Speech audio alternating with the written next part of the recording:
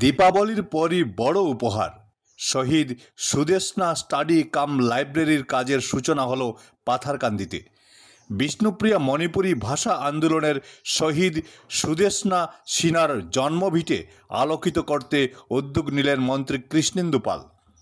পাথারকান্দি কচুবাড়িতে 10 লক্ষ টাকা ব্যয়ে শহীদ সুদেষ্ণা স্টাডি কাম লাইব্রেরির ভিত্তিপ্রস্তর স্থাপন করা হলো।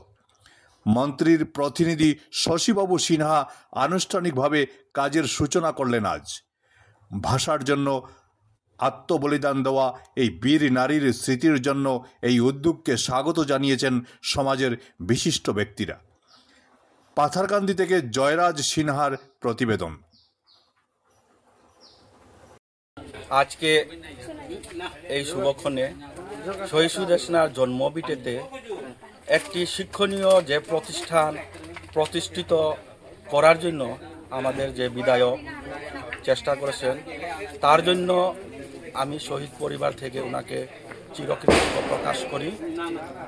এই প্রতিষ্ঠানটি আমাদের বিধায়ক মহোদয় তথা মন্ত্রী মহোদয় একটি ত্যাগের পরিবারকে, তার মানবিকতাপূর্ণ ভাবাবেগকে নিয়ে একজন যে সমাজের জন্য ত্যাগ করেছেন, সেই ত্যাগকে মান্যতা দিয়ে সেই ত্যাগের ভিটেতেই একটি শৈক্ষিক প্রতিষ্ঠান যেটা লাইব্রেরি কাম স্টাডি সেন্টার দিয়েছেন, তার জন্য আমি ওনাকে বহুত ধন্যবাদ জানাই। কারণ লাইব্রেরি এবং স্টাডি সেন্টার যেখান থেকে আমরা জ্ঞান আহরণ করতে পারি, তাই উচিত জায়গাতে উচিত যে পদক্ষেপ নিয়েছেন, তার জন্য আমি চিরকৃতজ্ঞ প্রকাশ করছি। এই যে প্রতিষ্ঠান শহীদ সুদেষ্ণার জন্মভিটাতে যে প্রতিষ্ঠানটি দিয়েছিলেন, শুধু তার জন্য আমরা কৃতজ্ঞ প্রকাশ করাটা ঠিক নয়। যে কোনো সময় আমরা শহীদ পরিবার যদি শহীদ বিধায়ক কৃষ্ণেন্দু পালের বাসাতে যাই, আমাদেরকে কিছু আবেগপূর্ণভাবে মান্যতা দিয়ে যে বিচার করে থাকেন, তার জন্য আমি চিরকৃতজ্ঞ প্রকাশ করছি।